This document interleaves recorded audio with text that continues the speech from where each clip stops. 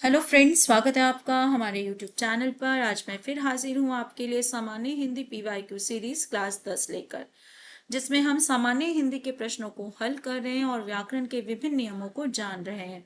ये क्लास आपकी सभी प्रतियोगी परीक्षाओं के लिए महत्वपूर्ण है जो जिनमें हिंदी पूछी जाती है, यानी कि सामान्य हिंदी के प्रश्न आते हैं। तो वीडियो को एंड तक जरूर देखिएगा। चैनल को लाइक शेयर सब्सक्राइब करना मत भूलिएगा।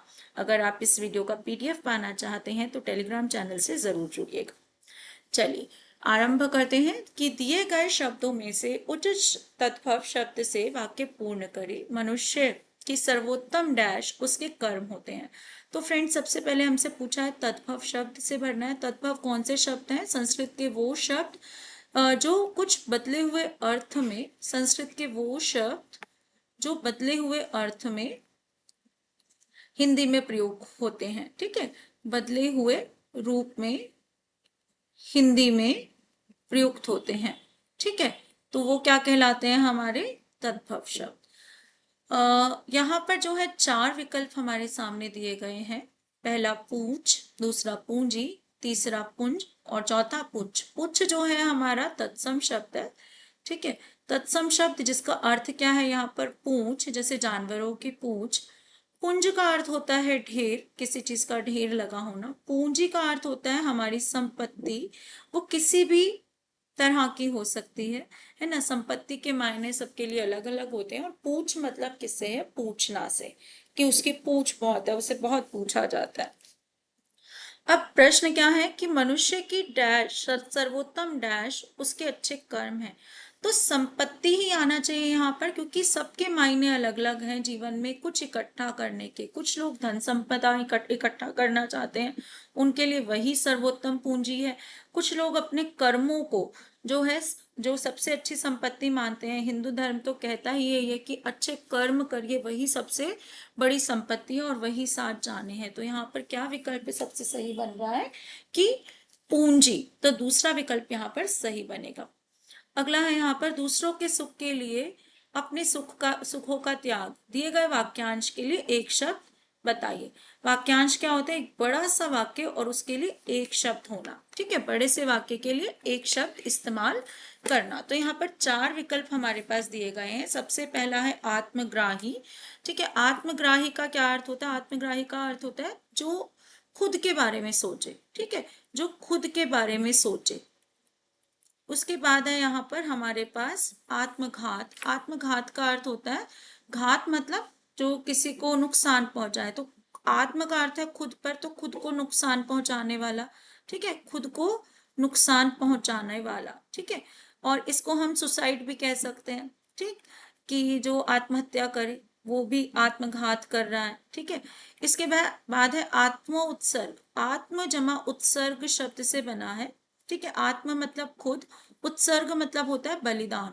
ठीक है, जैसे भारतीय स्वतंत्रता संग्राम ने लाखों लोगों ने आत्म उत्सर्ग कर दिया, आत्मोत्सर्ग हो गए। ठीक है, आत्मोत्कर्ष क्या होता है? यानी कि खुद, आत्मो उत्कर्ष। ठीक है, इसका क्या अर्थ होता है कि खुद का विकास करना। उत्कर्ष मतलब क्या होता है? विकास करना, खुद का विकास करना।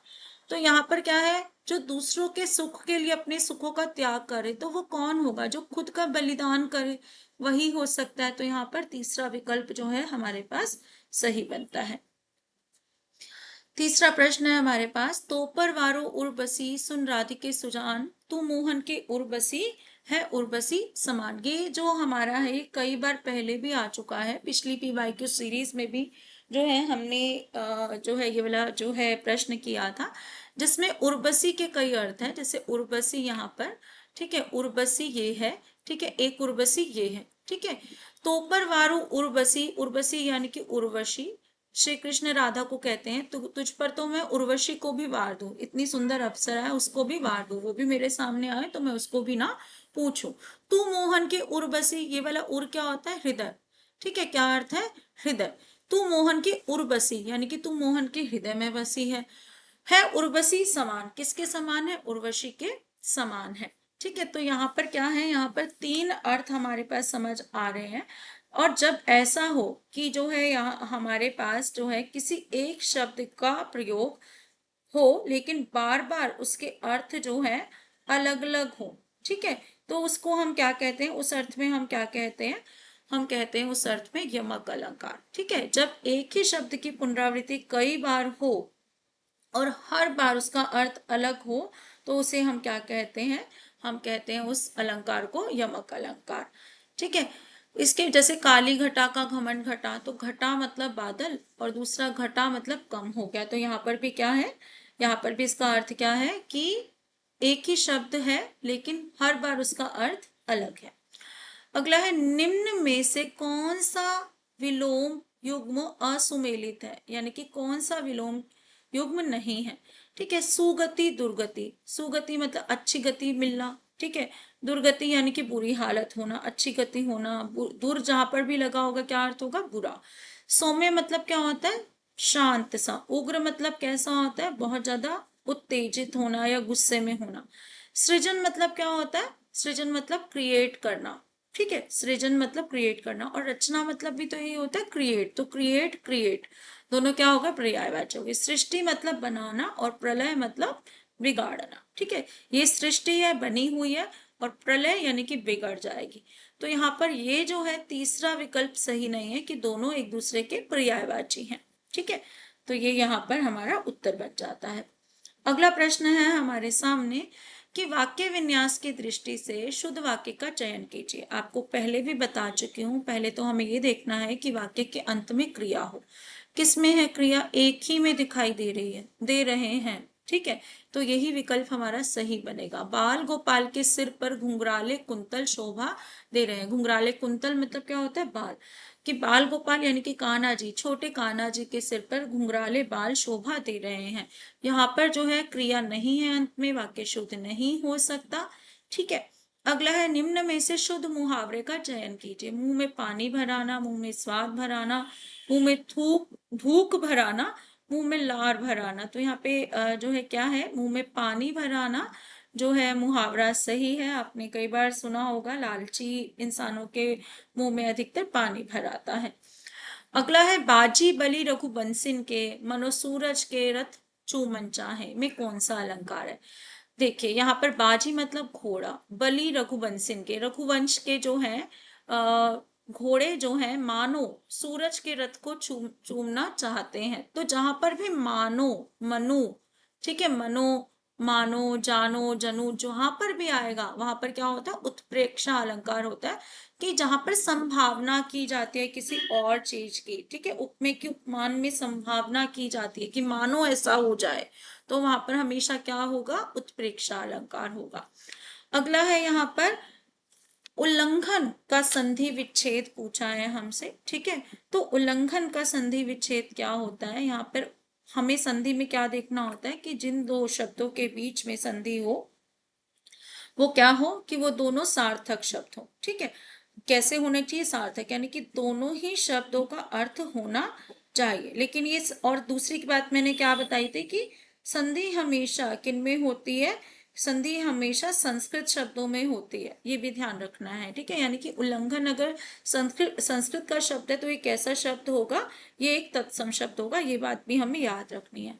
तो उल्लंघन का जो संधि विच्छेद है वो क्या होता है, इसमें हमारा ये व्यंजन संधि का उदाहरण है। इसका विकल्प क्या है, उत्तजमा लंघन, ठीक है, जिसमें क्या होता है, यदि जो है त है और उसके बाद जो है य र लावा में से है तो ये सेम बन जाते हैं, ठीक है। इसके लिए आपको संधि पढ़नी चाहिए, लेकिन आपको थोड़े थोड़े जो है देखने से पता चल जाए कि उद से कभी संधि नहीं बनती है, ये भी नहीं बनती, और कभी भी अगर ऐसे हैं दो ला आ रहे हैं और संधि पूछी जाए तो दो समान एक साथ नहीं होंगे, ये याद रखना।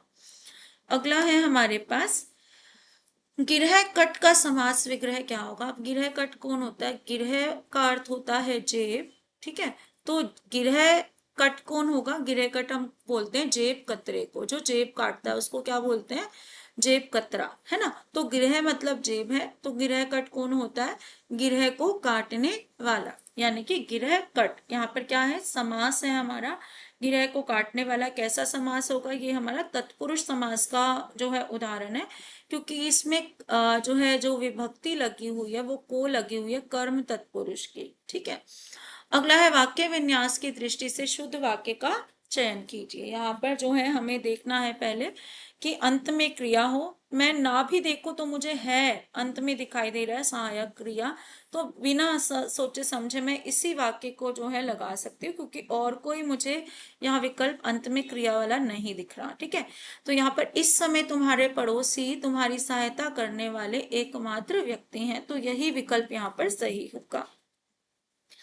अगला है पुरानी कथा की एक डैश विशेषता, श्राव्यता, श्रोता तथा किस्सा को और किस्सा सुनने वाले की आमने सामने विद्यमानता होनी चाहिए। यहाँ श्राव्यती या श्राव्यता जो भी है, श्राव्यता का अर्थ होता है सुनाने वाला। ठीक है, कौन होता है? सुनाने वाला। और श्रोता कौन होता है? सुनने वाला। ऐसे ही किस्सा गो कौन होता है? जो किस्सा सुनाए। ठीक है, किस्सा सुनाए या किस्सा सुनाने वाला, और किस्सा सुनने वाला तो यहाँ स्पष्ट लिखा है। तो पुरानी कथाओं में अब यहाँ पर 4 विकल्प दिए गए हैं, हमें रिक्त स्थान में भरना है। आकस्मिक का अर्थ होता है अचानक। ठीक है, अचानक से कुछ हो जाए। अनावश्यक का अर्थ क्या होता है? जो जरूरी नहीं है। ठीक है, और इसके बाद 2 अर्थ है। अनिवार्य का अर्थ होता है जो क्या बोलते हैं इंग्लिश में, अनिवार्य मतलब जो होना ही चाहिए, जिसे हम छोड़ नहीं सकते। ठीक है, सामान्य मतलब आम। ठीक है, जर्नल। ठीक है, तो यहाँ पर क्या है? पुरानी कथा की एक अनिवार्य विशेषता। यहाँ पर क्या आना चाहिए? अनिवार्य। कि पुरानी कथाओं में यही माना जाता था कि उनकी एक विशेषता थी कि सुनाने वाला और सुनने वाला, ठीक है, या किस्सा सुनाने वाला या किस्सा सुनने वाला आमने सामने जरूर बैठे हों। ठीक है, क्योंकि उस समय दृश्य श्रव्य माध्यम तो थे नहीं, तो उन पुरानी कथाएं कैसे सुनाई जाती थी? उनकी अनिवार्यता क्या थी? किसको सुनाई जाए? ठीक है ना, रिकॉर्डिंग हो पाती थी, तो आमने सामने हो दोनों, सुनने वाला भी और सुनाने वाला भी। तो सही विकल्प क्या होगा यहाँ पर? अनिवार्य। अगला है निम्न में से शुद्ध लोकोक्ति का चयन कीजिए। अपनी टांग कटे तो कटे, दूसरों का सगुन तो बिगड़े। अपनी जबान कटे तो कटे, दूसरों का सगुन तो बिगड़। अपनी गर्दन कटे तो कटे, दूसरों का सगुन तो बिगड़े। अपनी नाक कटे तो कटे, दूसरों का सगुन तो बिगड़े। ये वही बात है यहाँ पर कि आजकल लोग जो है ना अपने दुख से इतने दुखी नहीं है जितने दूसरों के सुख से दुखी हैं, है ना। अपने दुख से इतने दुखी नहीं है जितना दूसरों के सुख से दुखी हैं। तो यहाँ पर यह है कि अपनी नाक कटे तो कटे, अपना तो बेइज्जती हो रही है, कोई बात नहीं, तुम्हारे बोलने से जो है अगर किसी की अपनी खुद की बेइज्जती हो रही है तो कोई वो बात नहीं, लेकिन दूसरों का सुख बिगड़ना चाहिए, कुछ लोगों की यही मंशा होती है। ठीक है, कि हमारी बेइज्जती हो जाए कुछ बात नहीं, लेकिन सामने वाले को किसी तरह दुख पहुंच जाए। तो यहाँ पर चौथा विकल्प सही है। उचित विदेशी शब्द से दिया गया वाक्य पूर्ण करें। डैश की जिंदगी में कठिनाइयां बहुत अधिक होती हैं। तो यहाँ पर चारों विकल्प एक दूसरे के पर्यायवाची है, लेकिन हमें क्या करना है? हमें कौन सा शब्द भरना है? जो विदेशी हो। ठीक है, अब स्त्रियां जो है तत्सम शब्द है, त्र लगा है, पहले ही बता चुकी हूँ कि क्ष त्र ज्ञा वाले शब्द हमेशा क्या होते हैं? तत्सम होते हैं, यानी कि ये हमारे देश का शब्द है। ठीक है, महिला क्या है? हिंदी भाषा का शब्द है। ठीक है, नारी भी हिंदी का है। अब बचा क्या? औरत। ठीक है, औरत शब्द जो है वो हिंदी भाषा का नहीं है। ठीक है, तो यहाँ पर क्या आएगा? क्या विकल्प आ जाएगा? तीसरा क्या आ जाएगा? और तो। ठीक है, क्या शब्द आ जाएगा? और तो। वैसे ये सभी एक दूसरे के पर्यायवाची हैं।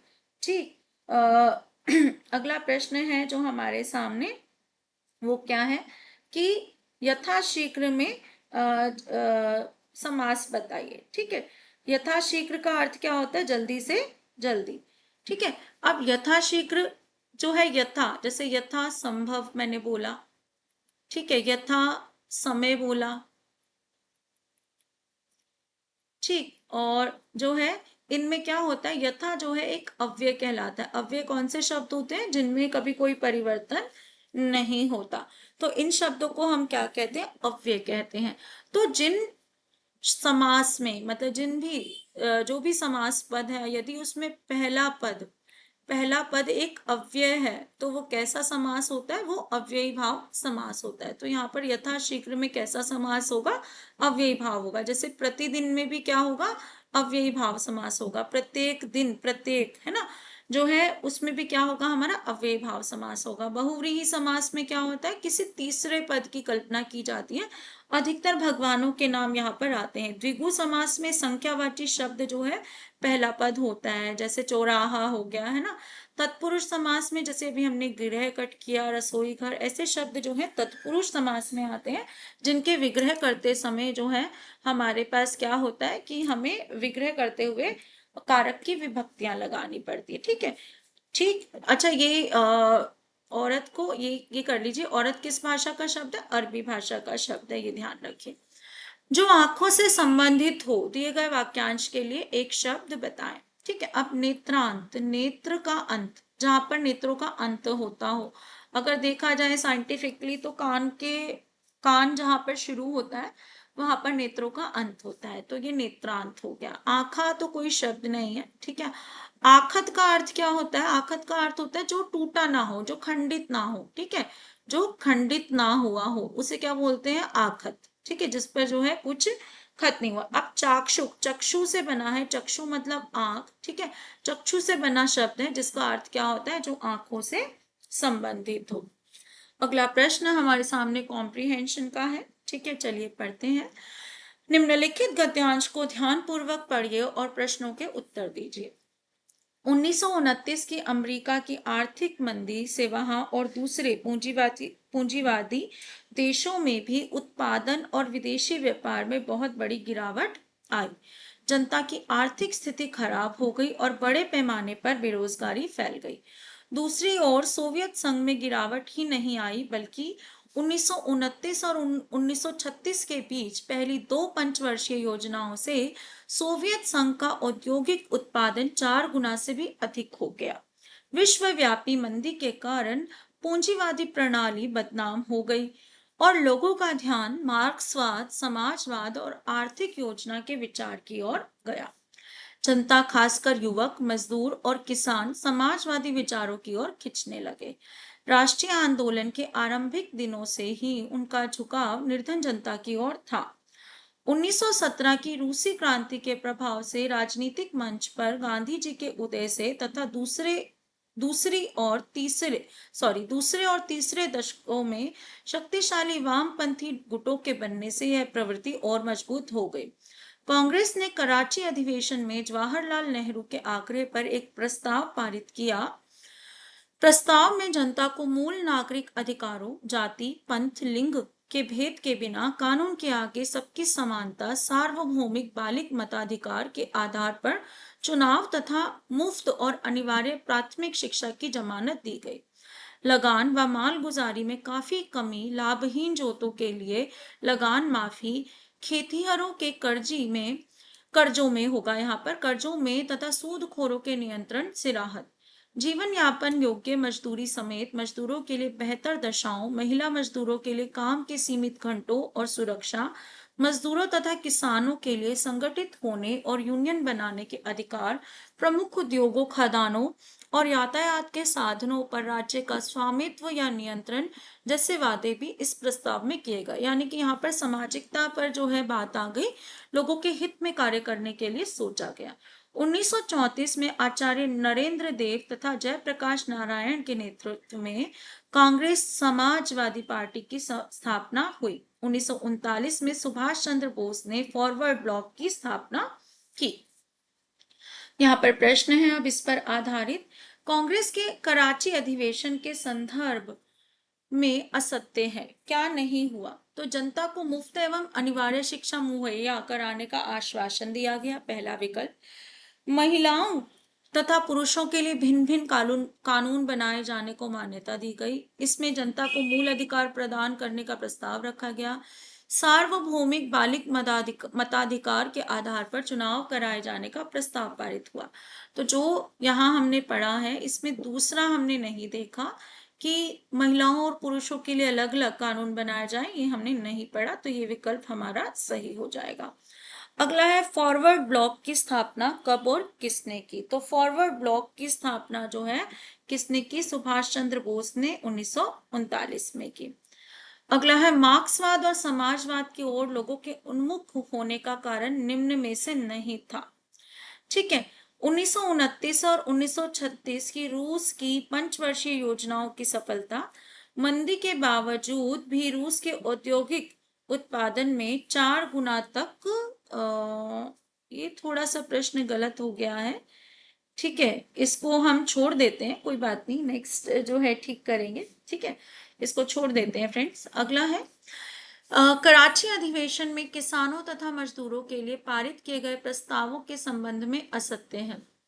लगान व मालगुजारी में काफी कमी करने का प्रस्ताव रखा गया। मजदूरों के लिए न्यूनतम मजदूरी सहित कार्य करने की बेहतर दशा और वातावरण प्रदान किए जाने का प्रस्ताव रखा गया। लाभहीन तथा बंजर जोतों के लिए समान लगान निर्धारित किए जाने का प्रस्ताव रखा गया। मजदूरों तथा किसानों के संगठनों को उनके हित में कार्य करने की स्वतंत्रता प्रदान करने का प्रस्ताव रखा गया। तो यहाँ पर कौन सा विकल्प हमारा सही है? तीसरा यहाँ पर ठीक है, क्योंकि ये हमारे साथ सामने जो है नहीं बोला गया गद्यांश में। अगला है 1929 की अमेरिका की आर्थिक मंदी का क्या प्रभाव नहीं पड़ा। ठीक है, क्या प्रभाव नहीं पड़ा? कि बड़े पैमाने पर बेरोजगारी की समस्या उत्पन्न हुई, अमेरिका तथा दूसरे पूंजीवाद देशों में उत्पादन में गिरावट आई, जनता की आर्थिक स्थिति सुदृढ़ हो गई, ये बोला गया, लेकिन विदेशी व्यापार के बारे में कोई जिक्र नहीं किया गया। तो यहाँ तक जो है हमारे जो 20 प्रश्न पूरे होते हैं। अगली क्लास जल्दी ही लेकर आपके सामने आऊंगी। अगर वीडियो अच्छा लगा हो तो चैनल को लाइक शेयर सब्सक्राइब करना मत भूलिए। Thank you.